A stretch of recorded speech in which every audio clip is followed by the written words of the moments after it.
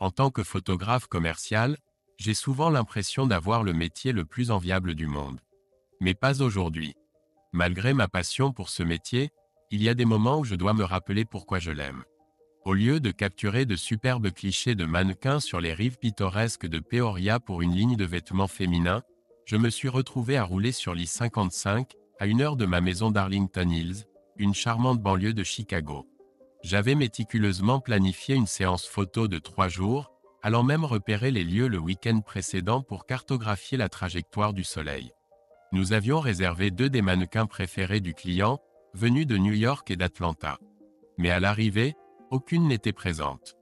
Un rapide appel à l'agence a révélé une confusion dans le planning, l'assistante du responsable publicitaire leur avait donné les mauvaises dates. La recherche précipitée de mannequins locaux à Chicago s'est avérée vaine, personne ne pouvait s'engager pour 3 jours avec un préavis aussi court. Nous étions coincés. Le client n'allait pas payer pour des vacances improvisées à Peoria, alors nous avons tous fait nos bagages à contre-cœur et sommes rentrés chez nous. Au début, j'étais furieux. En tant que freelance, pas de travail signifie pas de salaire, et je faisais face à 3 jours vides. Il n'y avait aucun moyen de trouver des projets alternatifs avec un préavis aussi court. Mais en m'engageant sur l'I-355 pour la dernière partie du trajet, l'inspiration m'est venue. Pourquoi gâcher le reste de la semaine? On n'était que mercredi après-midi, laissant jeudi et vendredi grands ouverts. Je pouvais transformer ce contretemps en un week-end improvisé de 4 jours. Après tout, ma femme Stacy et moi n'avions pas pris de vraies vacances depuis une éternité. Le ciel était bleu, aucune pluie n'était prévue, et j'ai commencé à rêver d'un petit endroit rien que pour nous deux. Mes pensées ont commencé à vagabonder.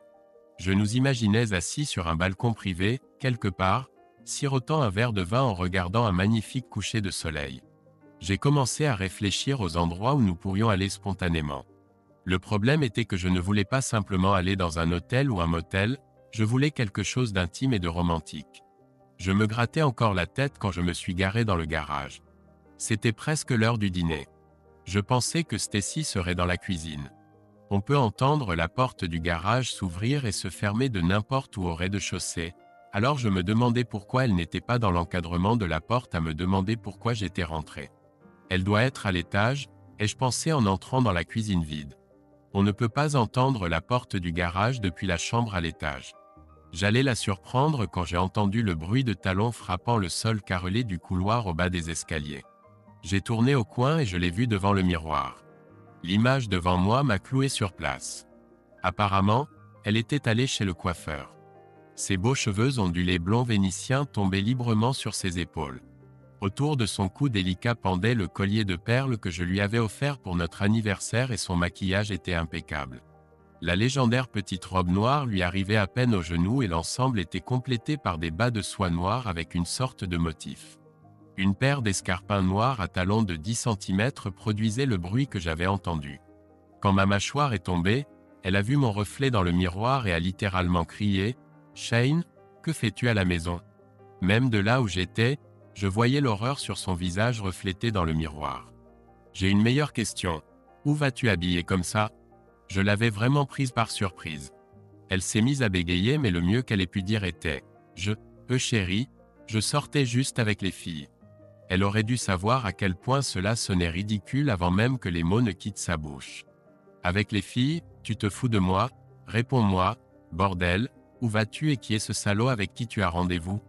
Elle s'est simplement figée, paralysée par la peur. Sa bouche était ouverte mais rien n'en sortait. J'ai remarqué son petit sac à main près de la porte. Évidemment, elle l'avait mis là pour se vérifier une dernière fois avant de partir. On va le découvrir tout de suite, ai-je déclaré en marchant vers elle. Elle devait être terrifiée. Elle savait que je ne la frapperais jamais, ni aucune autre femme, mais elle a tressailli quand j'ai tendu le bras pour saisir le petit sac. « Quoi? Que fais-tu? » « Je vérifie ton téléphone. »« Maintenant on va découvrir qui est cet amant, ai-je grondé. »« Attends s'il te plaît, Shane ne fait pas ça, a-t-elle supplié. C'était une erreur. S'il te plaît. » J'ai vu son mascara couler. Paniquée, elle a essayé d'attraper son sac mais était trop lente. Essaie encore une fois et je te jure que ai-je grondé entre mes dents serrées. Je n'ai pas fini la phrase parce que je ne savais pas ce que j'aurais fait. Comme je l'ai dit, Je ne frapperai jamais une femme. Cependant, ma voix était si pleine de colère et de malveillance que je sais que ça a terrifié Stacy car elle a reculé contre le mur. Quand j'ai ouvert le sac, j'ai vu l'une des raisons de sa panique. En plus du téléphone, il y avait une boîte de préservatifs. Je l'ai regardée avec dégoût. Stacy semblait vouloir pleurer mais sa peur l'empêchait de laisser couler ses larmes. J'ai sorti son téléphone et jeté son sac par terre. J'ai immédiatement fait défiler son journal d'appel. Elle avait clairement effacé son historique d'appel mais comme elle ne m'attendait pas à la maison dans les 3 jours suivants, elle n'avait pas pris la peine d'effacer les derniers. Le premier appel était pour son ami Johan. Le troisième était pour sa meilleure amie Gwen Carlson, mais au milieu se trouvait Joe Wexler. Lui et sa femme Doris étaient censés être nos amis. Ce n'était pas assez convaincant. Un appel ne suffisait pas pour porter des accusations, alors j'ai vérifié les messages. Bien qu'elle ait effacé l'historique là aussi, plusieurs messages au cours de la journée avaient été envoyés et reçus de Wexler. Ils ont commencé quelques heures après mon départ le matin. Le dernier message avait été envoyé 1 heure avant mon retour à la maison. Stacy, salut, mon amour, mon mari est parti. Tu es sûr que tu ne peux pas venir maintenant? Je suis encore au lit et nu. Wexler, mince, arrête de me taquiner, ma belle. Tu sais que je ne peux pas prendre un jour de congé. En plus, tu as dit que je ne pouvais pas venir chez toi. Stacy, je te taquine juste. Wexler, à bientôt. Doris pense que je quitte la ville, donc nous avons toute la nuit devant nous. Stacy, tu as fait ta réservation? Wexler, oui, au Country Hills Motel. C'est juste en face du restaurant. Stacy, j'espère qu'il y aura un lit king size ou plutôt une aire de jeu. Wexler, oui, j'en suis convaincu. Le message suivant venait de Wexler vers 4 heures de l'après-midi. Wexler, bon sang, cette journée n'en finit pas, j'ai hâte. Stacy, moi aussi, mon amour, j'ai acheté une nouvelle robe spécialement pour toi. Wexler, vraiment, j'espère qu'elle peut s'enlever rapidement. Stacy, il n'y a pas grand-chose à filmer. D'ailleurs, tu n'as jamais eu de problème avec ça avant. Wexler, tu me taquines, je pense que je pourrais partir à l'heure. Retrouve-moi à 6 heures au restaurant. Stacy, j'y serai, mon amour. J'ai regardé ma montre. Il était 5h30. Country Hills Motel. Je savais que je l'avais vu, mais je ne me souvenais plus où. Alors que je me dirigeais vers l'ordinateur dans mon bureau, Stacy a retrouvé sa voix. Attends, Shane, qu'est-ce que tu vas faire? S'il te plaît, laisse-moi te parler. Je suis désolé, ça ne voulait rien dire, honnêtement. C'était juste censé être un peu d'amusement. S'il te plaît, ne fais rien de précipité. J'ai ignoré ses supplications, mais j'ai réfléchi à ce qu'elle avait dit en marchant vers mon bureau. De l'amusement, n'est-ce pas? Eh bien, j'espère qu'ils se sont bien amusés, parce que ce qui va suivre ne va pas être amusant. Je tenais toujours son téléphone dans ma main pendant que je me penchais sur mon bureau d'ordinateur et tapais le nom du motel. Dès que j'ai vu l'adresse, j'ai su exactement où c'était. C'était un ancien Sheraton qui avait été racheté il y a environ 1 an. Le bon vieux Joe va avoir la surprise de sa vie. Je suis retourné dans le salon où j'avais déposé le sac de Stacy. Elle me suivait toujours, me suppliant de m'asseoir et de lui parler. J'ai sorti ses clés de voiture, puis je suis allé dans la cuisine et j'ai littéralement arraché le téléphone du mur. « Shane, que fais-tu » a crié Stacy. À ce moment-là, ses larmes coulaient déjà sur ses joues. Avec tout ce mascara qui dégoulinait sur son visage, elle ressemblait à un clown de cirque. « Pour être sûr que tu ne puisses pas appeler ton amant et le prévenir, ai-je grogné. « Le prévenir? Shane, qu'est-ce que tu vas faire? S'il te plaît, chérie, ne fais rien de stupide. » Le temps qu'elle finisse de crier, j'étais déjà à mi-chemin de notre chambre à l'étage.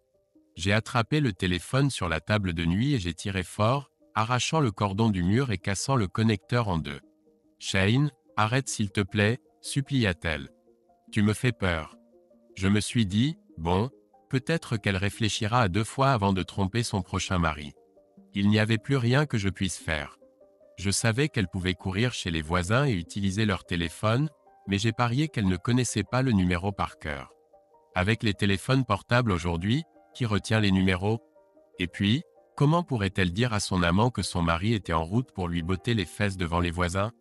Elle m'a suivi jusqu'à la voiture, criant dans mon oreille, « Mais j'étais déjà ailleurs. Tout ce que je pouvais penser, c'était à ce que j'allais faire à Joe Wexler. J'ai vu Stacy s'agenouiller au milieu de l'allée, le visage enfoui dans ses mains alors que je partais. Pendant un moment, ma rage s'est apaisée et je me suis tristement demandé pourquoi elle m'avait trompé. Wexler est-il plus homme que moi? C'est là que ma colère est revenue et j'ai pensé, on va bientôt le savoir. Il y avait encore beaucoup de voitures sur les routes, et ce n'est qu'à 18h15 que je suis arrivé au restaurant Le Plateau, juste en face du Country Hills Motel. J'ai garé la voiture et me dirigeais vers l'entrée quand le téléphone de Stacy a vibré avec un message. Wexler, tu es en retard. J'espère que tout va bien. Non, tout ne va pas bien, ai-je hurlé en passant devant l'hôtesse innocente et en faisant irruption dans le restaurant. La tête de Wexler s'est brusquement tournée vers ma voix. Ses yeux semblaient vouloir sortir de leurs orbites quand il m'a vu foncer vers lui. Shane, a-t-il balbutié paniqué. Il a essayé de se lever rapidement, mais son talon s'est accroché à quelque chose et il est tombé au sol avec fracas, ainsi que la chaise sur laquelle il était assis. Il y avait de la peur dans ses yeux tandis qu'il me regardait. Il essayait de s'éloigner en rampant sur les fesses. Ah, alors il est plus homme que moi, pensai-je. Et, que se passe-t-il? J'entendis quelqu'un crier au loin mais n'y prêtais pas attention. J'étais concentré sur mon amant. W.A. Shane, ne fais rien de fou, marmonna-t-il, se relevant maladroitement. Je l'ai frappé. Ce salaud couche avec ma femme, ai-je hurlé. D'accord, peut-être qu'il le mérite, mais pas ici, entendis-je quelqu'un dire. Je savais que la bagarre était terminée, du moins pour l'instant. Certaines des mains qui me retenaient me lâchèrent quand elles sentirent que je commençais à me calmer. J'ai baissé les yeux et j'ai vu que Joe avait posé son téléphone sur la table après son dernier message. La plupart des regards étaient dirigés vers lui. Le téléphone était exactement le même que le mien. Je l'ai pris et l'ai mis dans ma poche. L'un des gars qui me retenait concentrait maintenant son attention sur l'imbécile. J'ai supposé qu'il était soit un barman, soit un gérant, vu la façon dont il prenait le contrôle de la situation. Il a crié à quelqu'un nommé Eddie d'appeler la police. Quand j'ai regardé autour de moi, j'ai réalisé que personne ne me prêtait attention, tout le monde était trop préoccupé par leur amant, alors je me suis retourné et je suis simplement sorti. Je savais que ce n'était qu'une question de temps avant que les flics ne viennent me chercher, mais j'avais encore une chose à faire avant qu'ils ne m'arrêtent. Ruiner la vie de Joe Wexler. Je suis rapidement allé à ma voiture. Dès que je me suis assis et que j'étais hors de vue, j'ai sorti le téléphone de Wexler de ma poche et j'ai composé son numéro de maison. Bien sûr, Doris pensait que c'était son tendre mari qui appelait. « Salut chérie, je pensais que tu étais déjà dans l'avion. Tout va bien? » Joe n'est pas dans l'avion, Doris. Il ne quitte même pas la ville. Il est au restaurant Le Plateau où il devait rencontrer ma femme. Ils ont une liaison, ai-je déclaré brutalement. Quoi? Qui est-ce? A-t-elle crié. Je ne vous crois pas, qui que vous soyez. C'est Shane Burke, Doris, et j'ai bien peur que ce soit vrai. Je l'ai entendu soupirer. À ce moment, j'ai reçu un signal pour un second appel. J'allais l'ignorer, mais le numéro me semblait familier. J'ai eu une intuition, alors j'ai agi en conséquence. J'ai dit à Doris d'attendre une seconde et j'ai appuyé sur le bouton de commutation, puis j'ai rapidement rebasculé et réussi à configurer le téléphone pour un appel à 3. La voix de Stacy est venue forte et claire. Joe, sors de là maintenant. Shane est rentré tôt et m'a surprise en partant. Il sait, Joe. Il arrive pour toi. Putain. Tu n'es qu'une salope, a crié Doris depuis l'autre ligne. Tu n'es qu'une sacrée salope. Je vais t'arracher le cœur. Si tu le veux tant que ça, tu peux le prendre.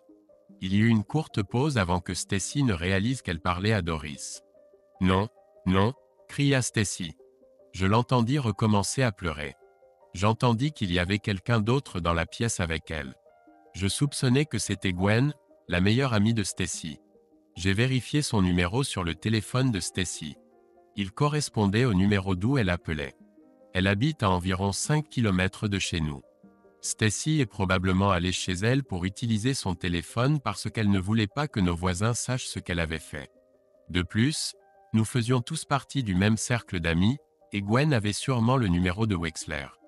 La ligne se coupa alors que Stacy sanglotait en arrière-plan. J'ai pris une profonde respiration, essayant de me calmer. Mon esprit tournait à plein régime, analysant les événements de la dernière heure. 2 familles détruites, comme ça. Stacy et moi n'avions pas encore d'enfants, mais Joe et Doris avaient un fils. Ma vision devint floue tandis que je regardais à travers le pare-brise et commençais à me poser la fameuse question que tous les hommes se posent dans une situation similaire. Pourquoi ? Je pensais qu'elle était heureuse. Qu'est-ce qui n'allait pas ? Quelques larmes percèrent et coulèrent sur mes joues, puis continuèrent le long de mon visage. Je l'aimais autrefois. Je l'aimais de tout mon cœur. Comment avait-elle pu me trahir ainsi ? Je ne sais pas combien de fois je me suis posé les mêmes questions, mais peu importait, je ne trouverais toujours pas la réponse. J'étais encore assis là quand j'ai entendu des sirènes approcher du coin. Quelques secondes plus tard, 3 voitures de police arrivaient à l'entrée du restaurant. Merde, pensais-je, ils n'ont vraiment pas mis longtemps. Je suis resté assis là 1 minute, essayant de décider quoi faire. Bon sang, j'étais sûr que Joe leur dirait qui j'étais. Il viendrait quand même chez moi pour m'arrêter, alors autant me rendre immédiatement. Le problème était dans ma voiture. Elle contenait encore mon matériel photo et je n'allais pas le laisser sur le parking ni les laisser remorquer la voiture à la fourrière. J'ai sorti mon téléphone et appelé Marcy, mon assistante. Elle utilisait ma voiture pour faire des courses et avait ses propres clés. Elle était avec moi à Peoria et venait de rentrer chez elle. J'étais gêné de lui faire ça, sachant à quel point elle était fatiguée après un long voyage. Mais quand je lui ai expliqué la situation, elle a tout géré comme une vraie pro.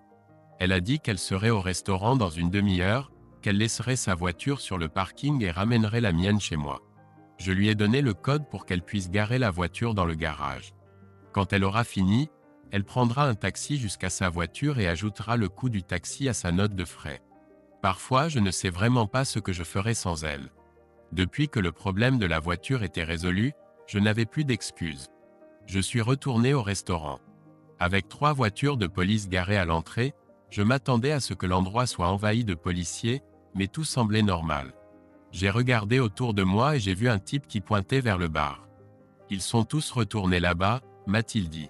J'ai acquiescé d'un signe de tête et je suis passé derrière le bar, puis dans un court couloir jusqu'à une porte marquée « Bureau ». J'entendais des voix à l'intérieur. J'ai frappé. Oui, ai-je entendu quelqu'un crier. Dans le bureau se trouvait le type qui m'avait retenu plus tôt. Maintenant j'étais sûr que c'était le gérant. 3 policiers et Wexler étaient également présents. L'imbécile était assis sur une chaise avec une poche de glace sur la joue. D'après ce que je pouvais voir, c'était déjà très enflé et ça virait au violet. Vous auriez dû voir les expressions sur leur visage quand je suis entré. Je viens d'apprendre qu'il couche avec ma femme, ai-je déclaré. Je crois que j'ai un peu perdu la tête. Est-ce l'homme qui vous a frappé, monsieur ? A demandé l'un des policiers. Avant que le salaud ne puisse répondre, le gérant est intervenu. Oui, c'est lui. Monsieur Bezint ou Wexler, voulez-vous porter plainte ?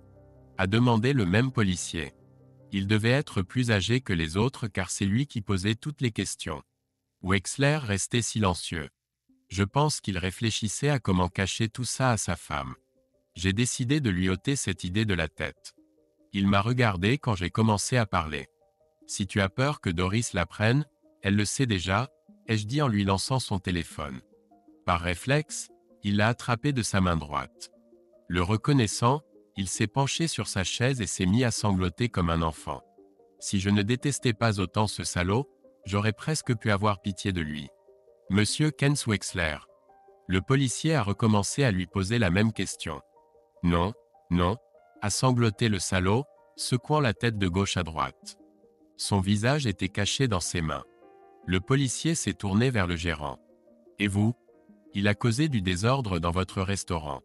Voulez-vous porter plainte pour trouble à l'ordre public ? Je pense que le gérant était de mon côté car il a immédiatement refusé de porter plainte. Puis le policier s'est tourné vers moi. Monsieur, puis-je voir vos papiers ? J'ai sorti mon portefeuille, pris mon permis de conduire et l'ai tendu à l'homme en bleu. Il a sorti un carnet de sa poche de poitrine et a noté mes informations. Quand il a eu fini, il s'est de nouveau tourné vers Wexler. Monsieur, je vous conseille vivement d'aller à l'hôpital faire une radio. Tu as peut-être la mâchoire cassée. Mon ennemi pleurait toujours, secouant la tête et marmonnant qu'il allait bien. J'ai vu le nom du policier lorsqu'il s'est retourné pour me rendre ma pièce d'identité. D'accord, puisque personne ne porte plainte, Vous pouvez partir, mais ne vous éloignez pas trop. Si M. Kens Wexler a des blessures graves, la situation pourrait changer, a dit l'officier Dolby. Oui, monsieur, ai-je répondu en reprenant mes documents pour les remettre dans mon portefeuille. Monsieur Burke, vous semblez avoir un tempérament violent. Comment va Madame Burke? Je savais qu'il ne faisait que son travail, mais l'officier Dolby commençait à m'agacer. Je n'ai aucune tendance violente, ai-je répondu sèchement. Madame Burke va bien. Je ne frapperai jamais une femme, quelles que soient les circonstances. Mais si vous pensez que je suis une si mauvaise personne, essayez de rentrer chez vous et de trouver votre femme tout apprêtée, prête pour un rendez-vous avec l'un de vos amis. Voyez. Comment réagiriez-vous? D'accord, a-t-il répondu. Je comprends, mais vous avez de la chance. Vous pourriez avoir de gros ennuis maintenant. Je vous suggère de vous calmer et de parler à votre femme. Ce n'est peut-être pas aussi grave que vous le pensez. J'ai ri de la tentative du policier de jouer au conseiller conjugal et les remercier avec un sourire narquois. Alors que je m'apprêtais à partir, le gérant a parlé. Monsieur Burke, je ne veux plus vous revoir ici. Ça me va très bien aussi, ai-je répliqué. Je me fais des amis rapidement, c'est certain. En quittant le parking, je repassais mentalement les paroles du policier. J'ai vraiment de la chance. Je pourrais être en prison maintenant. J'ai traversé la rangée de voitures garées et découvert un autre problème. Ce n'est vraiment pas mon jour. Ma voiture a disparu. La première chose qui m'est venue à l'esprit était que quelqu'un l'avait volée avec mon équipement à l'intérieur. Puis je me suis souvenu de mon appel à Marcy. Merde. Elle est arrivée plus vite que prévu. J'ai regardé autour de moi et effectivement, de l'autre côté de l'allée, j'ai vu la vieille cheville de Marcy. Et maintenant quoi? J'ai voulu prendre mon téléphone mais je n'ai pas pu le faire.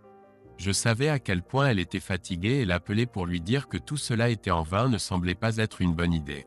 J'ai regardé en arrière. Non, je n'allais pas retourner dans cet endroit maudit, même juste pour appeler un taxi. J'ai regardé de l'autre côté de la route. Là, un bâtiment de 6 étages peint en vert et blanc se dressait, un autre acteur majeur dans la trahison de ma femme. Le Country Hills Motel. J'ai immédiatement imaginé ma femme et ce salaud dans l'une des chambres. Je ne voulais vraiment pas aller là-bas plus que je ne voulais revoir l'intérieur du restaurant du plateau. C'est fou, me suis-je dit. C'est irrationnel.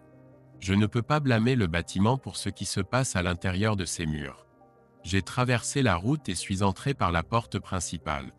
Exactement ce que je soupçonnais que ma femme et son amant auraient fait si cette stupide assistante n'avait pas gâché le tournage. Je me suis approché de la réception et j'ai été immédiatement accueilli par une jeune fille exceptionnellement gentille. « Oui monsieur, je peux vous aider? Oui, pourriez-vous me donner le numéro des taxis? » ai-je demandé. « Bien sûr. Voulez-vous que je le compose pour vous, monsieur? » C'est drôle comme parfois le plus petit acte de gentillesse peut changer l'attitude d'une personne. Pour elle, c'était un simple geste, faisant partie de ses fonctions, mais pour moi c'était la chose la plus agréable que j'avais entendue de toute la journée. Un sourire s'est dessiné sur mes lèvres tandis que je répondais. « C'est très gentil de votre part, merci. » J'ai jeté un coup d'œil à son badge, Electa. « Waouh, c'est un joli prénom. »« Merci », a-t-elle répondu en composant le numéro avec un petit sourire. Le taxi m'a déposé devant mon entrée. J'ai entré le code sur la porte du garage et vérifié si ma voiture était là. À sa place. Je ne savais pas à quoi m'attendre en entrant dans la maison. Stacy serait-elle là ou pas? Merde, je ne savais pas ce qui allait se passer ensuite. Je ne m'étais jamais retrouvé dans cette situation auparavant. Je n'avais jamais ressenti ça. Et puis la réalité a commencé à me frapper. J'avais fonctionné à l'adrénaline pure ces dernières heures, mais soudain tout a commencé à me sauter aux yeux. Ma femme, la femme que j'aimais de tout mon cœur, mon amie, mon amante, m'avait trompé. Mes genoux ont fléchi. J'ai dû m'asseoir sur les marches menant à la maison pour éviter de tomber. J'ai pris quelques respirations profondes et suis resté assis là jusqu'à ce que je reprenne mes esprits. Je suis entré dans la cuisine par la buanderie qui relie la maison et le garage. La première chose que j'ai faite a été de voir s'il y avait du café. Il n'y en avait pas.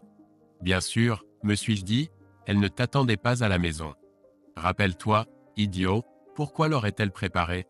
J'étais en train de verser de l'eau dans la cafetière quand j'ai senti une présence.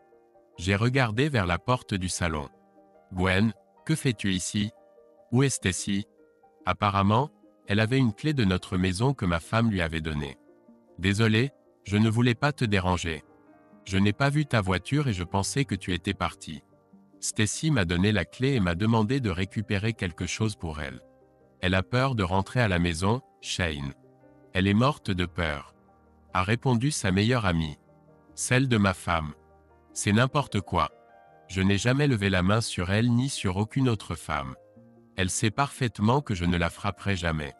Elle n'a pas peur que tu la frappes, Shane. Elle a peur de ce que tu vas lui dire. Très bien, ça me va. Garde-la avec toi jusqu'à ce que je fasse mes bagages et que je parte d'ici, ai-je grogné. Shane, s'il te plaît, ne fais rien de précipité. Elle.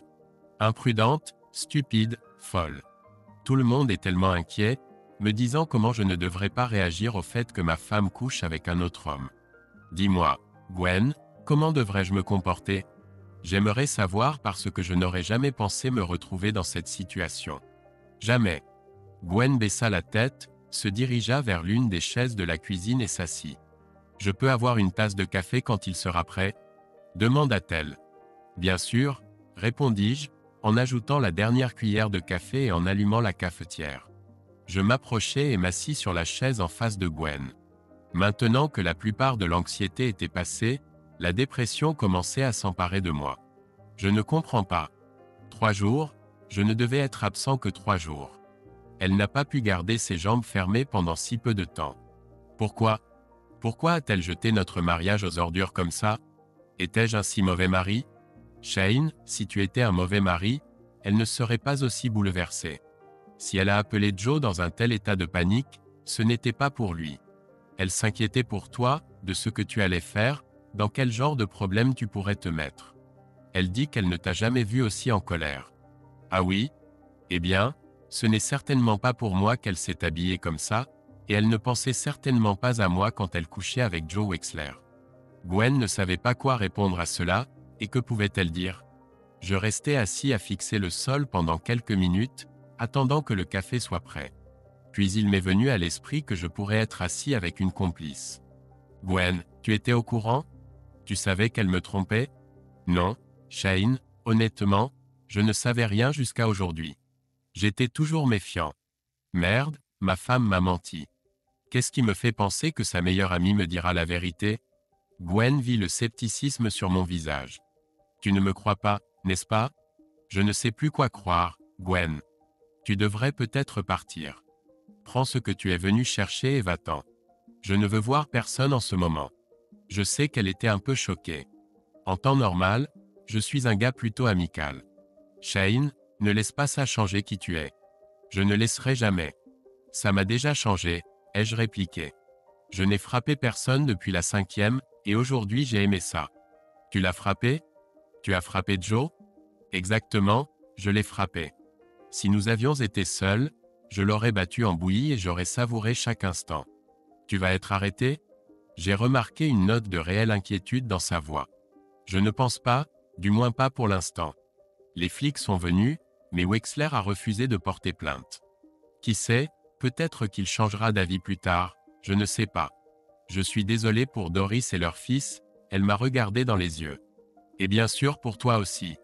Je ne sais pas à quoi Stacy pensait. Ouais, eh bien, si tu le découvres un jour, dis-le-moi aussi. Je n'arrive toujours pas à croire que ça arrive. Mon monde entier s'est effondré aujourd'hui, Gwen, tout mon putain de monde. Je ne voulais plus rien dire.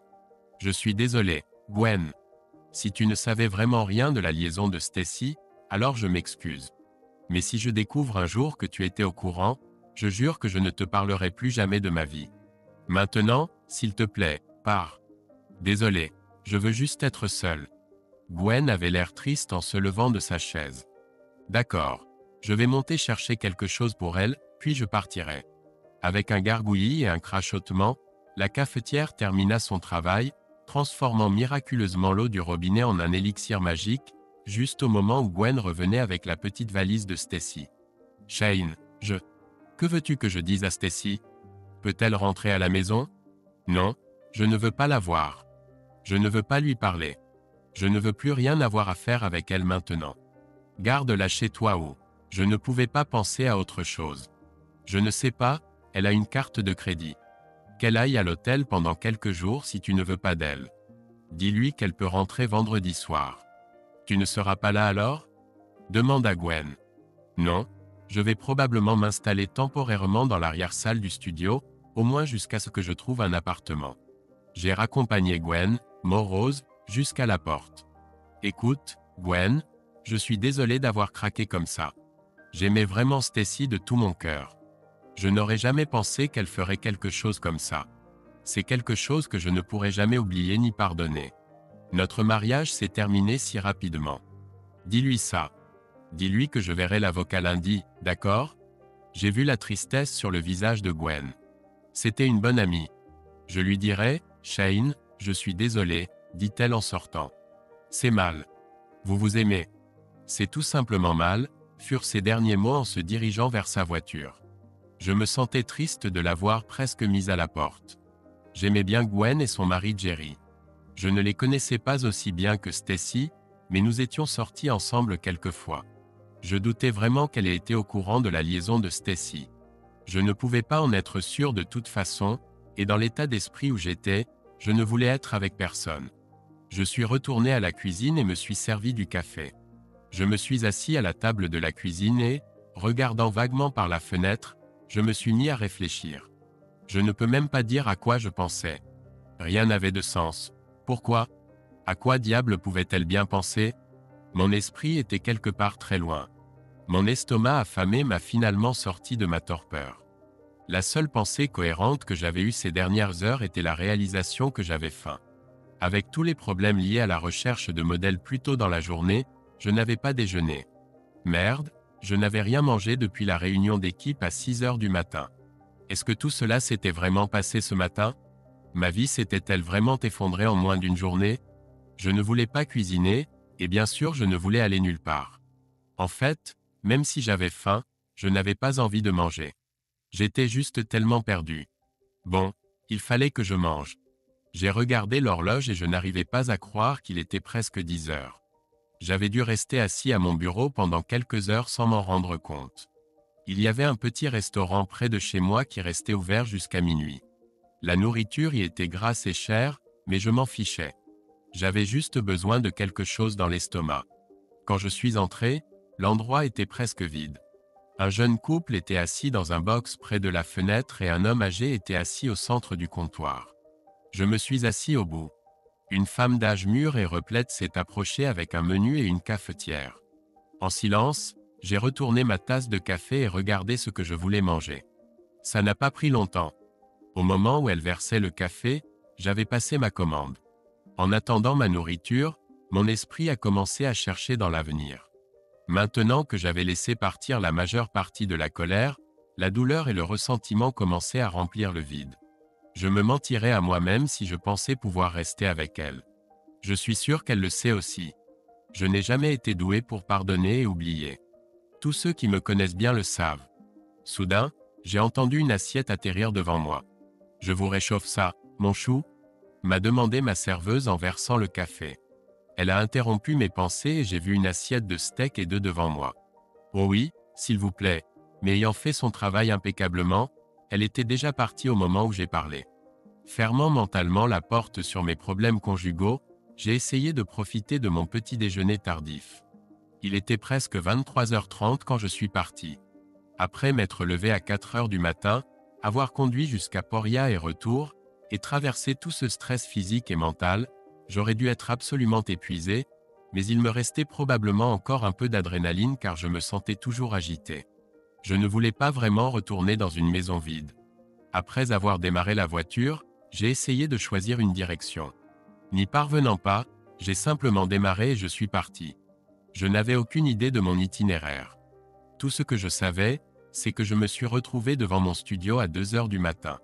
J'avais encore mon matériel dans la voiture, alors j'ai tout transporté à l'intérieur avant de m'effondrer sur le canapé dans le vestiaire. À ce moment-là, j'étais tellement épuisé que je ne me souviens même pas avoir posé ma tête sur l'oreiller. Quand j'ai commencé à me réveiller, j'entendais une sonnerie dans mes oreilles. Je suis resté allongé pendant 1 minute tandis que le sommeil paisible et libérateur cédait progressivement place à la conscience. Je me suis assis et j'ai laissé pendre mes jambes au bord du matelas. En chassant les toiles d'araignée de mon cerveau, j'ai finalement réalisé que l'appel agaçant venait de mon téléphone. Allô, ai-je marmonné. Je n'étais pas totalement conscient et je ne devais pas avoir l'air de moi-même. C'est probablement pour ça qu'il y a eu une pause avant que j'entende la voix. Allô, est-ce Shane? Oui, c'est lui. Comment puis-je vous aider? Ai-je répondu en regardant l'horloge au mur. 10h30, impossible. Shane, c'est Jerry Carlson. Saviez-vous que Stacy a passé la nuit chez nous? J'ai finalement repris mes esprits. Tout ce qui s'était passé la veille est revenu en focus. Ouais, j'ai dit à Gwen de rester au motel si vous ne voulez pas d'elle. Non, ce n'est pas ça. Je ne voulais simplement pas m'immiscer dans vos affaires. Je voulais m'assurer que ça vous convenait. Je l'apprécie, Jerry. Oui, ça me convient. D'accord. Vous allez bien? Vous semblez un peu ailleurs. Ouais, je vais bien. Hier a été une longue journée entre tous les problèmes et le coup sur Wexler. À Wexler, Jerry avait l'air de ne rien savoir. Joe Wexler, vous l'avez frappé? Ouais, il a triché avec Stacy. Quoi? Pourquoi pensez-vous l'avoir? Ai-je demandé. Gwen a dit que vous et Stacy aviez des problèmes, mais elle n'a pas dit lesquels. Oh, il va falloir que j'y réfléchisse. Je sais qu'elles sont meilleures amies, mais je ne me sens pas à l'aise. Jerry, ai-je dit en l'interrompant, c'est seulement jusqu'à demain soir. J'ai besoin d'un peu de temps pour rassembler mes affaires. C'est tout. J'ai dit à Gwen de la renvoyer vendredi soir. Il y a eu quelques secondes de silence. Je ne sais pas. Je pense que ça ira. Mais maintenant je suis en colère contre Gwen de ne pas me l'avoir dit. J'ai entendu un grand soupir à l'autre bout de la ligne. Je la laisserai rester tant que vous êtes sûr que c'est bien pour vous. Oui, Jerry, ça me convient. D'accord, je la laisserai rester jusqu'à demain soir, mais pas une minute de plus. Vous savez, je n'ai jamais aimé Wexler. Il m'a toujours paru trop rusé, narcissique. Vous voyez ce que je veux dire? Ouais, eh bien, je ne laisserai certainement pas Gwen seule avec lui. Oh, je peux vous le garantir. D'accord, Shane, je vous laisse. Je suis sûr que vous avez beaucoup à faire. Merci de me tenir au courant de ce qui se passe, si tu as besoin de quoi que ce soit. Merci Jerry, j'apprécie vraiment. Peut-être que je te demanderai de tenir Wexler pendant que je lui verse du plomb fondu dans la gorge dans un moment.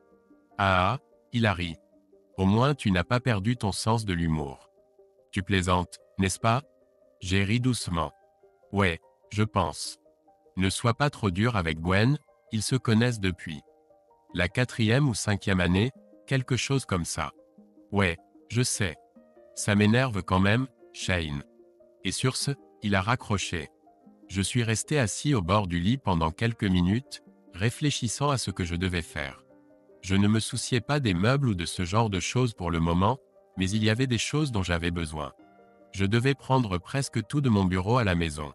J'avais les livres que je voulais, mes ordinateurs et l'imprimante, et quelques équipements photo légers que je gardais pour les événements familiaux, ce genre de choses. Ah, j'ai ri tout seul. Je ne pense pas que je filmerais ce genre de choses avant un moment. Je n'avais toujours pas envie de manger, mais j'avais besoin de quelque chose. Une fois que j'aurais commencé à tout charger, je ne voulais pas m'arrêter avant d'avoir fini. Je suis allé chez Denise, à 3 pâtés de maison du studio. J'ai bu 3 tasses de café, bavardé un peu avec la serveuse, et mangé un gros hamburger. Je finissais tout juste quand mon téléphone a sonné. C'était mon assistante Marcy. J'ai décroché le téléphone et dit bonjour. Ça va? Je m'attendais à ce que tu m'appelles pour la caution. Tu as été arrêté? Non, la personne que j'ai frappée ne porte pas plainte. Je vais bien. Mon Dieu, Shane, tu es sûr qu'il te trompe? C'est juste que, eh bien, Stacy ne semble pas être comme ça. Oh, j'en suis sûr, aucun doute là-dessus. Je m'installe temporairement dans l'arrière-salle du studio, donc si tu vois de la lumière là-bas la nuit, ne t'inquiète pas. D'accord, je suis désolé, Shane, s'il y a quoi que ce soit que je puisse faire pour aider. Merci, Marcy. Rien de nécessaire pour l'instant. Nous nous sommes dit au revoir, j'ai payé le déjeuner et je suis retourné au studio pour prendre le SUV. Il m'a fallu 3 allers-retours entre la maison et le studio, mais j'ai finalement déménagé tout ce que je voulais. Il était un peu plus de 8 heures quand j'ai terminé. J'avais encore faim. Alors je suis allé au magasin le plus proche et j'ai acheté des plats surgelés que je pourrais réchauffer au micro-ondes. Quand 9h30 est arrivé, je me sentais ennuyé, seul et triste. Très, très triste. Je me suis allongé et me suis demandé pourquoi je suis si intransigeant quand il s'agit de pardon. Ce n'est pas mon choix, et certaines personnes qui me connaissent considèrent cela comme un défaut de caractère. Stacy l'a vu de première main lors de ma réunion de lycée des 10 ans. Enfant, je faisais des petits boulots ou travaillais à temps partiel. Au fil des années, j'ai économisé chaque centime gagné jusqu'à avoir assez d'argent pour acheter ma première voiture en première. C'était une vieille épave, mais elle roulait. Janet Walters fut la première fille à y monter. Après ça, on a commencé à se voir régulièrement. Au bout de 3 mois, je pensais que ma vie était belle. J'étudiais bien, j'avais beaucoup de bons amis, ma propre voiture, et l'une des plus jolies filles du lycée comme amie. Que demander de plus? Puis un samedi soir, je suis venu la chercher pour notre rendez-vous habituel. Sa mère a ouvert la porte et semblait un peu gênée. Elle m'a dit que Janet était sortie avec ses amis un peu plus tôt. J'ai demandé si elle reviendrait pour notre rendez-vous, et elle m'a dit qu'elle ne pensait pas. Je me suis dit, c'est quoi ce bordel? Si c'est quelque chose de spécial, d'accord, mais elle aurait au moins pu appeler pour prévenir. J'étais sûr qu'elle m'appellerait dimanche pour s'excuser, mais je n'ai pas eu un mot. Le lundi, j'étais furieux. Elle et moi avions du temps libre avant le déjeuner. Nous pouvions aller à la bibliothèque, mais je préférais faire mes devoirs à l'école, tandis que Janet aimait aller à la bibliothèque pour regarder des magazines de mode. Je ne l'avais pas vue depuis vendredi et je ne pouvais plus attendre pour lui parler et entendre ses excuses. Quand je suis entré dans la bibliothèque, elle et son amie Debbie étaient au présentoir des magazines, dos à la porte. Elles étaient tellement occupées à parler et à glousser qu'elles ne m'ont ni vu ni entendu approcher derrière elles. Finalement, je n'ai pas eu besoin de lui demander.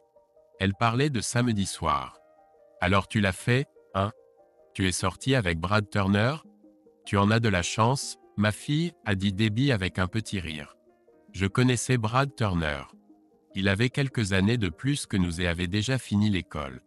Je l'ai toujours pris pour un connard narcissique. Ouais, j'étais censé sortir avec Shane, mais j'ai croisé Brad au centre commercial la veille. Il travaille chez Carbuyuk. Ils vendent des enjoliveurs apparemment cool et ce genre de trucs.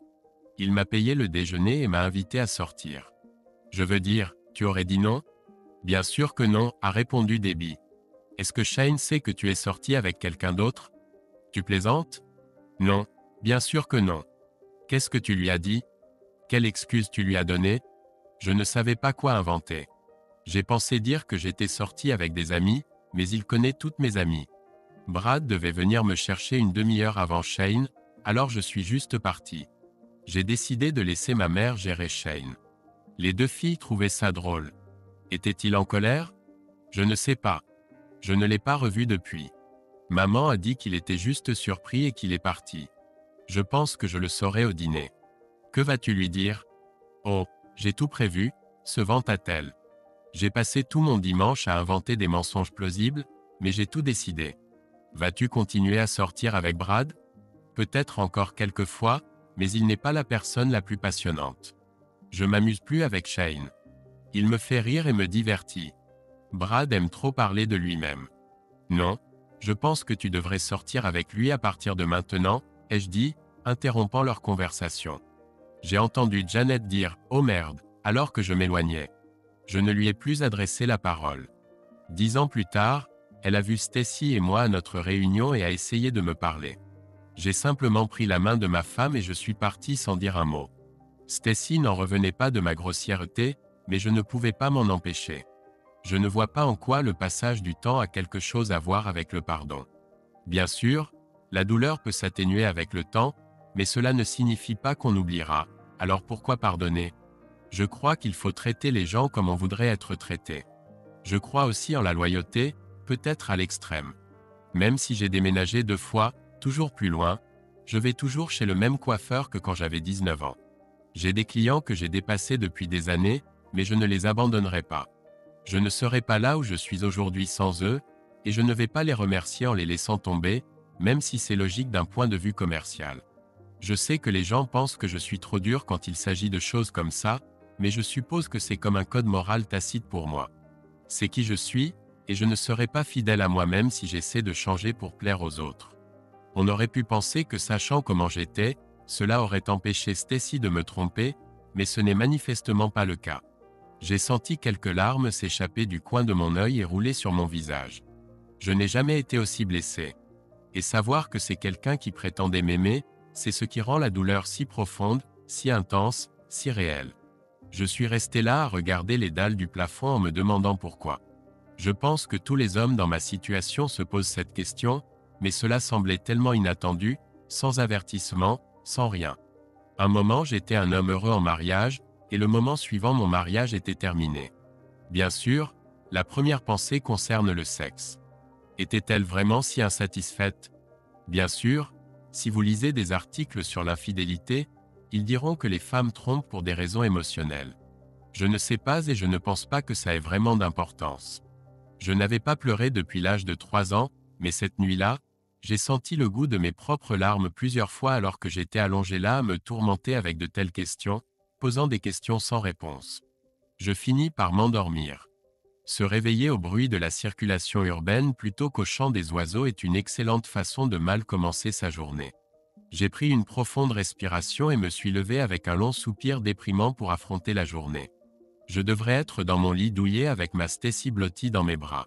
Je pouvais encore la voir me regarder avec un grand sourire. Bon sang, comme elle me manquait déjà. J'ai réchauffé une tasse de café, puis j'ai pris une douche. Je me sentais un peu mieux après ça, pas beaucoup, mais un peu. Je suis allé chez Denise et me suis demandé quoi faire après le petit déjeuner. J'avais besoin d'une activité pour me distraire. Je ne pouvais pas rester assis dans le studio toute la journée, je deviendrais fou. Je prenais ma dernière gorgée de café quand la fille du motel m'est venue à l'esprit. Ne me demandez pas pourquoi, je n'avais pas pensé à elle depuis qu'elle avait appelé le taxi, mais elle était là. Dans mon imagination, elle avait des cheveux noirs épais, des pommettes hautes, une peau parfaite et les plus grands yeux marron foncé que j'avais vus depuis longtemps. Je me souvenais de son sourire naturel et de sa personnalité amicale. Je me demande si elle avait déjà pensé au mannequinat. Je ne savais pas si elle avait ce qu'il fallait avant de la mettre devant la caméra, mais j'avais un pressentiment. J'ai fini mon café, payé l'addition et décidé d'aller au motel pour voir s'il était ouvert. Je pense que j'avais un peu plus d'entrain dans ma démarche quand je suis retourné au studio. J'ai pris mes clés de voiture et mon ordinateur portable. J'ai été agréablement surpris quand je suis entré dans le hall et que je l'ai vu derrière le comptoir. Maintenant, il ne me restait plus qu'à trouver comment l'aborder. J'ai aidé de nouvelles mannequins à démarrer, mais je n'ai jamais essayé de convaincre quelqu'un de devenir mannequin. J'ai attendu que le gars qui travaillait avec elle disparaisse pendant quelques minutes, puis je me suis approché d'elle. « Bonjour. »« Bonjour monsieur, puis-je vous aider ?» Ce sourire naturel à nouveau. « Vous ne vous souvenez probablement pas de moi. » « Bien sûr que je me souviens de ce jour-là. »« Voulez-vous que je vous appelle un taxi à nouveau ?»« Non, non. Cette fois j'ai une voiture, ai-je ri. Mais vous m'avez beaucoup aidé ce jour-là et j'espère pouvoir vous rendre l'appareil. Voici ma carte de visite. Je m'appelle Shane Burke. Je suis photographe commercial. Dans mon travail, je collabore avec des mannequins presque tous les jours et je me demandais si vous aviez déjà pensé, si vous aviez déjà parlé d'une carrière de mannequin. Oui, j'aurais besoin de faire quelques photos tests, mais je pense que l'appareil photo va vous adorer. Séance test. J'ai vu le scepticisme sur son visage. Je pouvais anticiper la prochaine question avant qu'elle ne la pose. Vais-je devoir me déshabiller? L'un des inconvénients de ma profession était la présence de pervers qui utilisaient les appareils photo pour essayer de séduire les filles. La plupart d'entre eux étaient des types qui ne savaient même pas par quel bout tenir l'appareil, mais il y avait même quelques soi-disant professionnels parmi eux. Je pense que chaque industrie a ses mauvais éléments. Non, vous n'aurez pas à vous déshabiller, lui ai-je dit. Regardez, j'ai un ordinateur portable. Je peux vous montrer ce que je fais. Avez-vous une pause café? Sinon, on peut se retrouver pour déjeuner à mes frais. Je pouvais presque voir les rouages tourner dans son cerveau alors qu'elle essayait de déterminer si j'étais sincère ou non. Finalement, je l'ai vu sourire légèrement. D'accord, je déjeune à 11h30. Il y a un restaurant juste en face. D'accord, cela me mettait dans l'embarras. Elle parlait du plateau. Oh, j'ai un peu hésité. Je ne suis pas vraiment le bienvenu là-bas. C'est une longue histoire, ai-je dit avec un sourire. J'ai essayé de faire comme si ce n'était pas grave. Y a-t-il un autre endroit? Eh bien, Il y a le Starlight Café au coin de la rue. Cela vous convient-il? Ai-je demandé. Oui, j'y mange parfois. D'accord. Au Starlight Café à 11h30. À tout à l'heure, ai-je dit avec un sourire.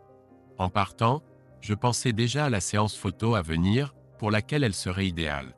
J'avais 1 heure avant le déjeuner, alors j'ai sorti mon téléphone et commencé à passer quelques appels. Mon premier était pour Monk. Bien qu'elle soit relativement nouvelle dans le métier, c'était l'une des meilleures maquilleuses avec qui j'ai travaillé depuis longtemps. Après les salutations, je lui ai dit pourquoi j'appelais. Monk, voudrais-tu travailler en TFP? Peut-être, a-t-elle répondu. Qu'est-ce que tu as? Une nouvelle star, ou du moins c'est ce que je pense. Elle n'a jamais fait de mannequinat avant, mais je pense qu'elle a une beauté naturelle. Comment est sa peau? Elle a la peau légèrement foncée. Je pense qu'elle est grecque, cheveux noirs et yeux sombres. Tu sais, cette séance photo de bijoux le mois prochain, où ils veulent ce look sensuel, elle serait parfaite. Quand veux-tu le faire? Je ne sais pas encore. Je ne suis même pas sûr qu'elle veuille essayer le mannequinat. Je vais lui parler dans 1 heure. Eh bien, je suis intéressé. Tiens-moi au courant si ça marche. Absolument, Monk, et merci. Mon prochain appel était pour Donna. C'est une styliste. Je travaille souvent avec elle. Je suis probablement son meilleur client. J'étais presque sûr qu'elle serait disponible, et j'avais raison. Marcy compléterait mon équipe. Maintenant, il ne me restait plus qu'à intéresser ma mannequin potentielle. J'en avais assez d'attendre dans le parking, alors je suis entré et j'ai commandé un café en attendant. Quand elle est entrée, elle était accompagnée de quelqu'un. En s'approchant, j'ai vu qu'il portait un badge indiquant qu'il était un employé du motel. J'ai commencé à penser que je perdais mon temps. Bonjour, monsieur Burke. J'espère que ça ne vous dérange pas, j'ai amené un ami, dit-elle en s'asseyant. Oh, ne vous inquiétez pas, Tony paiera son propre déjeuner. J'avais déjà dit à la serveuse que j'attendais quelqu'un d'autre, alors elle est rapidement venue quand elle les a vus. J'étais un peu agacé et j'allais laisser son ami payer pour lui-même, mais au moment de commander, j'ai décidé qu'elle était juste prudente. Je suppose que je ne peux pas lui en vouloir pour ça, alors j'ai dit à la serveuse d'inclure tout sur une seule addition. Dès que notre serveuse est partie, Tony a parlé avant même que je puisse ouvrir la bouche. Comment pouvons-nous être sûrs que vous êtes bien qui vous prétendez être? A-t-il demandé assez agressivement. N'importe qui peut imprimer des cartes de visite. Avez-vous des références que nous pouvons contacter? Je comprenais qu'elle amène quelqu'un avec elle, mais essayer de me mettre sur la défensive alors que j'essayais simplement de lui offrir une opportunité, c'était excessif. De plus, je n'avais vraiment pas envie de le faire. Bon, visiblement ça ne marchera pas. Je me suis levé et j'ai jeté 30 $ sur la table avant de prendre mon ordinateur portable. Le déjeuner est à mes frais, ai-je dit, puis je suis parti. De retour au studio, j'ai trouvé mon téléphone qui sonnait. J'ai regardé et j'ai vu que c'était Marcy. Et, patron, comment allez-vous? Ah, j'ai grimacé. J'ai connu mieux. Êtes-vous au bureau? Oui, je suis sorti un moment, mais je suis revenu. Je vais probablement aller déjeuner à midi. Voulez-vous que je vienne? Non, il n'y a rien à faire. Eh bien, je peux venir vous tenir compagnie. On pourrait peut-être planifier un futur shooting ou quelque chose. Merci, Marcy. J'apprécie vraiment l'offre, mais ça va. Profite du long week-end. On se voit lundi matin. Vous êtes sûr? Oui, j'en suis sûr. Ne pense pas à cet endroit jusqu'à ce que je te revoie. Elle m'a remercié encore une fois et nous nous sommes dit au revoir. Je suis allé déjeuner, ce que je n'avais pas fait avant. Quand je suis revenu, il était environ 14h30. J'étais tellement perdu. Je ne savais pas quoi faire. Je me suis allongé dans la pièce du fond et j'ai maudit encore une fois ce stupide assistant. Sans lui, rien de tout cela ne serait arrivé. Je ferais ce que j'aime et je serais complètement ignorant de l'infidélité de ma femme. J'ai pensé à essayer de faire une sieste pour tuer le temps, mais je ne pouvais pas dormir. Mon esprit était trop occupé à rejouer tout ce qui s'était passé.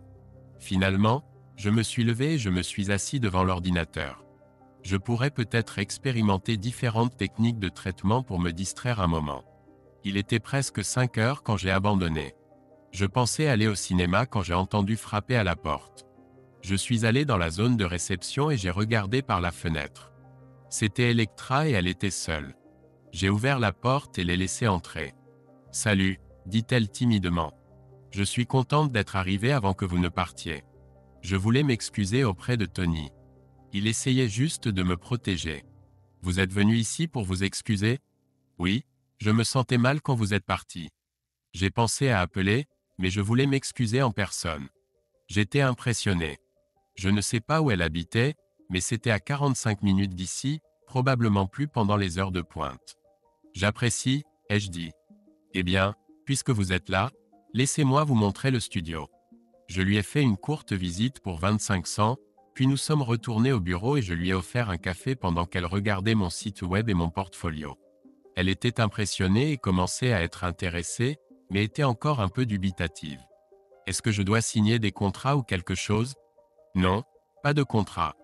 La seule chose que je vous demanderai de signer est un accord de mannequinat. Cela me donnera, ainsi qu'au client, la permission d'utiliser votre image. Si vous commencez à faire du mannequinat à temps plein, vous en signerez beaucoup de cela. Elle a réfléchi à mes paroles pendant plusieurs secondes. Voulez-vous prendre des photos? A-t-elle demandé avec enthousiasme. Pas aujourd'hui, ai-je répondu. J'ai vu la déception sur son visage. Vous avez besoin d'un coiffeur, d'une maquilleuse et de quelque chose d'autre que cet uniforme vert. Son enthousiasme s'est évaporé si rapidement. Combien tout cela va me coûter? Son enthousiasme est revenu tout aussi rapidement quand j'ai répondu. Rien. Cela ne vous coûtera rien. Je vous offre une opportunité de gagner de l'argent, pas d'en dépenser. J'ai déjà une maquilleuse et un coiffeur. Vous devrez signer un accord de mannequinat comme je l'ai dit. C'est votre paiement pour eux. Ils pourront utiliser les photos pour leur propre publicité. Cela vous convient? Oui, bien sûr. D'accord. Alors planifions quelque chose. Je lui ai demandé de noter mon emploi du temps. Puis j'ai appelé Monks et Donna pendant qu'elle était là.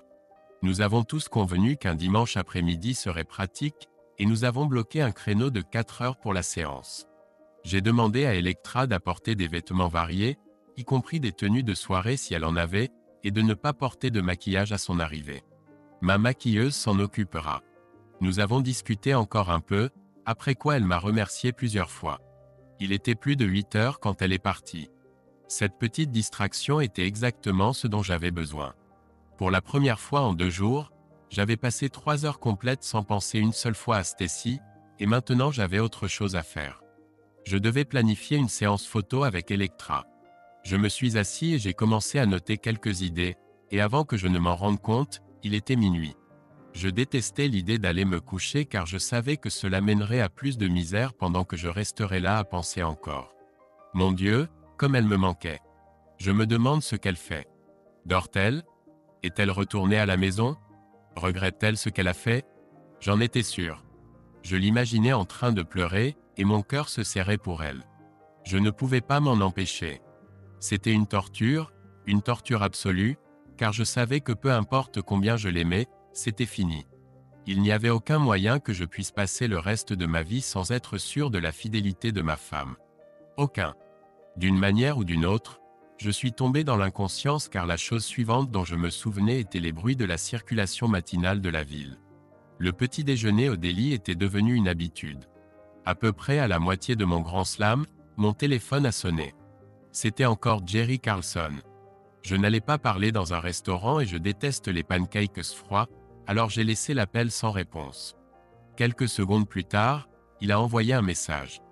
Je l'ai vérifié en revenant au studio. Jerry, Shane, pourrions-nous nous rencontrer quelque part aujourd'hui pour un café? En toutes ces années où j'avais connu Jerry, nous n'avions jamais pris un café ou une bière ensemble sans fille, donc évidemment il voulait parler de Stacy. J'avais encore un peu de colère résiduelle et je n'étais pas sûr d'être prêt à en parler sans m'emporter, mais il avait quelque chose en tête alors j'ai décidé que ça valait la peine de découvrir ce que c'était. Nous nous sommes retrouvés dans un Starbucks à mi-chemin entre sa maison et son studio. « Comment vas-tu » fut sa salutation alors qu'il s'asseyait en face de moi à la petite table. Je l'ai juste regardé. Désolé, c'est probablement une question stupide. Eh bien, vu les circonstances, j'ai laissé tomber. Est-elle rentrée chez elle? Non, nous l'avons toujours. Elle est complètement déprimée et Gwen pense qu'elle ne devrait pas être seule en ce moment. La seule fois où elle arrête de pleurer, c'est quand elle se flagelle pour t'avoir fait du mal. J'ai hoché la tête en reconnaissance de ses paroles et n'étais pas particulièrement surpris. Je me doutais qu'elle traversait beaucoup des mêmes choses que moi. Je ne pouvais pas m'en empêcher, c'était son affaire. A-t-elle dit quelque chose sur le pourquoi? Je me suis arrêté et me suis demandé si je voulais savoir pourquoi, mais Jerry a répondu avant que je ne puisse me rétracter. C'est tout ce dont elle et Gwen parlent. Pourquoi? Je ne pense pas qu'elle ait une réponse définitive. Il y avait beaucoup de facteurs. Même le stupide roman qu'elle a lu au lycée a joué un rôle. Oh, allez, ai-je exprimé mon incrédulité? Non, c'est vrai. C'était un roman sur une femme qui avait une liaison et le livre le présentait comme la chose la plus romantique qui puisse arriver à une femme. Et il y avait beaucoup de jalousie. De la jalousie? Pourquoi devrait-elle être jalouse des mannequins? Non, non, ça n'a rien à voir avec elle. Quoique, a-t-il réfléchi un instant, peut-être indirectement, mais elle était jalouse de ta profession. Pour elle, ton travail était excitant et romantique. Elle parlait du moment où tu filmais un grand groupe de rock pour la pochette de leur CD. Elle était là, je m'en souvenais. Elle était avec moi à l'époque. Elle voulait les rencontrer, alors je l'ai amenée au shooting. Ils avaient loué un manoir style magazine d'époque sur Park Avenue et nous avons filmé là-bas. Bon sang, elle a passé plus de temps avec eux que moi parce que j'étais occupé à tout préparer et installer. Je me souviens qu'elle flirtait avec un batteur. Je trouvais ça amusant. Elle était comme une adolescente fascinée par les stars. Je me souviens, bon sang, elle en a parlé pendant un mois. Je sais qu'elle en parle encore comme si c'était la chose la plus excitante de sa vie. C'est tout ce dont elle parlait quand on a dîné à l'Alpine un soir, tu te souviens? Alpine était un restaurant près de chez nous. J'y ai réfléchi. Oui, je m'en souviens. Tu te souviens qui d'autre dînait avec nous ce soir-là? C'était il y a quelques années, alors j'ai dû y réfléchir. Puis je me suis souvenu. Joe et Doris, me suis-je rappelé. Ah, a-t-il confirmé? Toi et moi n'y avons pas pensé, mais Joe l'a remarqué. Savais-tu qu'il a commencé à passer chez vous après ça, disant toujours qu'il était juste dans le coin? Non, Stacy n'a rien dit. C'est parce qu'il lui a demandé de ne rien dire. Il lui a dit que Doris était très jalouse et deviendrait folle si elle apprenait qu'il passait juste prendre un café de temps en temps. Il a remarqué que Stacy était jalouse de toi et a utilisé ça à son avantage. Il continuait à lui parler de diversifier sa vie. Puis il a commencé à lui recommander d'avoir une liaison. On dirait qu'il a déjà fait ça avant, ai-je suggéré. Oui, il l'a même admis devant elle. Il lui a fait promettre de ne le dire à personne, puis a dit qu'il avait eu une liaison extra-conjugale et l'a présenté comme l'événement le plus excitant de sa vie. Bien sûr, il lui a conseillé de faire de même. C'est là qu'elle s'est souvenue du livre. Fin de la première partie. Merci de nous soutenir avec le bouton « J'aime » et de partager vos pensées sur l'histoire dans les commentaires. Merci.